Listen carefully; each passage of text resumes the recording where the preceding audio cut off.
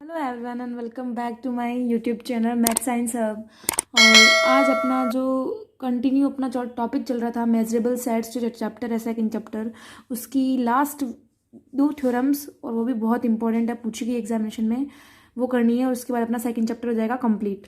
तो स्टार्ट करते हैं अपना फर्स्ट थ्योरम या first example. Everyone and welcome back to my YouTube channel Math Science Hub. और जैसा कि अपन पहले पढ़ रहे थे सेकंड चैप्टर मेजरेबल सेट्स, तो उसके अब लास्ट एग्जाम्पल्स और बचे हैं, दो एग्जाम्पल। वो दोनों के दोनों बहुत ज़्यादा इंपॉर्टेंट है क्योंकि पूछे गए हैं क्वेश्चन। तो आइए स्टार्ट करते हैं अपना फर्स्ट एग्जाम्पल जो है वो क्या है। If E1 and E2 are measurable sets then measure of E1 union E2 plus E1 intersection E2 is equals to measure of E1 plus measure of E2। यानी कि अपने को ये इक्वेशन प्रूव करनी है अगर कोई दो मेजरेबल सेट E1 और E2 दिए हैं तो, है ना। तो अपन मान लेते हैं कि कोई दो मेजरेबल सेट्स है और उनका अपन इंटरसेक्शन करवा देते हैं। तो ये पूरा क्या है E2, और E2 में से यहाँ पे कट होके क्या निकल रहा है E1। तो यानी कि यहाँ पे जो ये कट हो रहा है पार्ट, ये तो क्या हो गया E1 इंटरसेक्शन E2। अब यहाँ पे जो कट हो रहा है दोनों का कॉमन पार्ट, वो क्या है इंटरसेक्शन, यानी कि E1 इंटरसेक्शन E2।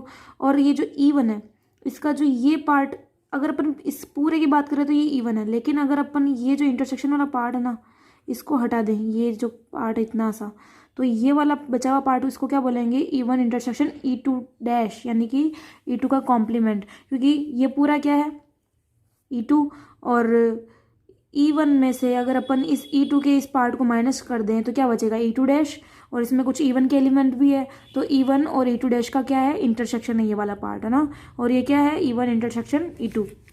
अगर अपन इस पार्ट और ये वाला पार्ट कौन सा है, ये वाला, और ये जो बीच वाला डार्क ये जो कॉमन पार्ट है ये क्या है E1 इंटरसेक्शन E2। अगर अपन इस आधे बचे हुए पार्ट को और इस पार्ट को दोनों को मिला ले, इनका यूनियन कर ले, तो अपने को फिर से E1 मिल जाएगा, है ना। तो बस यही अपने को करना है, let E1 and E2 are two measurable sets and E1 equals क्या हो जाएगा E1 इंटरसेक्शन E2 डैश और E1 इंटरसेक्शन E2 का यूनियन, है ना। इन दोनों का यूनियन करा देंगे तो अपन को फिर से E1 मिल जाएगा। So E1 and E2 and E2 dash are measurables, क्योंकि E1 E2 मेजरेबल है तो उनके डैश भी यानी कॉम्प्लीमेंट भी मेजरेबल होंगे बाय थ्योरम। और अगर कोई दो मेजरेबल सेट्स है तो उनका यूनियन और इंटरसेक्शन भी क्या होता है मेजरेबल, मतलब ये दोनों जो सेट है वो भी क्या है मेजरेबल है, बट डिसजॉइंट है। यहाँ पे जो दोनों सेट्स है ना, ये दोनों सेट्स आपस में कैसे डिसजॉइंट सेट्स है, क्यों?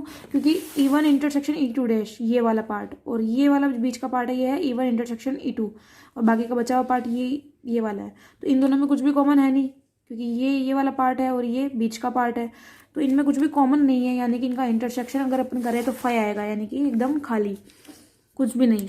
तो इसका मतलब ये दोनों जो सेट्स है आपस में क्या है डिसजॉइंट मेजरेबल है। और जो डिसजॉइंट्स होते हैं उनके मेजर का जो यूनियन होता है ना, उसको अपन सम में करके लिख सकते हैं, यानी कि E1 और E2 ऑलरेडी मेजरेबल है तो उनके ऑब्वियस सी बात है कि उनका मेजर आउटर मेजर भी एग्जिस्ट करेगा, तो after measure of E1 also exist. और अपन ने E1 ये जो फर्स्ट कंडीशन इक्वेशन है इसको अपन ने क्या सब में आउटर मेजर ले लिए इनके, और ये यूनियन था, इसकी जगह अपन क्या कर देंगे प्लस, क्योंकि अगर कोई भी सेट्स अगर डिसजॉइंट यूनियन है तो उनको अपन प्लस में चेंज करके और उनके आउटर मेजर के सम के रूप में अपन लिख सकते हैं ना थ्योरम के अकॉर्डिंग। तो बस यहीं पे अपन ने यही किया, यहाँ पे अपन ने m यानी कि मेजर ले लिया और इस यूनियन को प्लस में चेंज कर दिया, है ना। यूनियन का मतलब भी क्या है प्लस करना, यानी कि अगर कोई दो सेट्स है उनका यूनियन करते हैं तो दोनों सेट्स के एलिमेंट्स उसमें ऐड होंगे, तो उसका सम ही हो गया वो दोनों सेट्स का। तो नाउ E1 यूनियन E2, अब अपने को निकालना है कि E1 यूनियन E2, ये E1 है और ये E2 है। अगर इन दोनों का अपन यूनियन करवाए तो क्या होगा, एक तो पूरा E2, है ना। अब ये वाला पार्ट जो है इसके अंदर इसका ये वाला पार्ट आ रहा है तो ये पूरा हो गया E2, और इसके अलावा E2 को माइनस कर देते तो ये बचा हुआ पार्ट क्या है E1 इंटरसेक्शन E2 डैश, और ये वाला पूरा क्या है E2, ठीक है।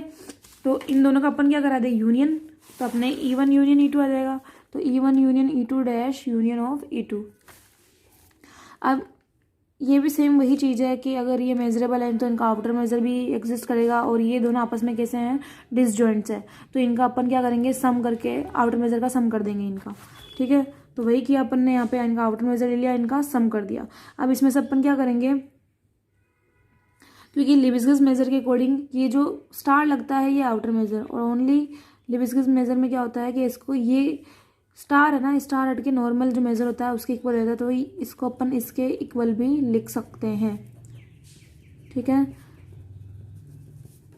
अब इसमें से अपन ने क्या किया, यहाँ पे ये पास अपने मेन इक्वेशन आई थी और ये वाली दो इक्वेशन आ गई अपने पास, एक तो ये और सेकंड ये। अब इसमें से अपन ने क्या किया, E1 इंटरसेक्शन E2 डैश जो है इसकी अपन ने वैल्यू निकाल ली, तो यूनियन में से अपन क्या माइनस कर देंगे E2 और इस वैल्यू को अपन इसमें पुट कर देंगे।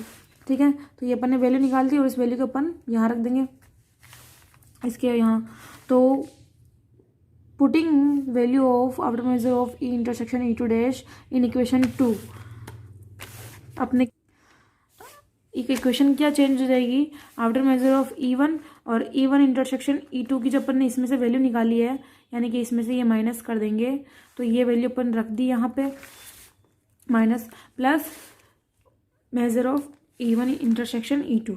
अब इसमें क्या हो रखा है कि अपन E1 और E2 को जो आउटर मेजर है उनको एक तरफ ले लेंगे, तो E1 तो इधर ही है, तो इस E2 को भी इधर ट्रांसफर कर देंगे इधर, और माइनस है तो प्लस में चेंज हो जाएगा, और इधर क्या बचेगा, इंटरसेक्शन और ये यूनियन वाली टर्म आ जाएगी, ये दोनों इधर की इधर रह जाएगी, है ना।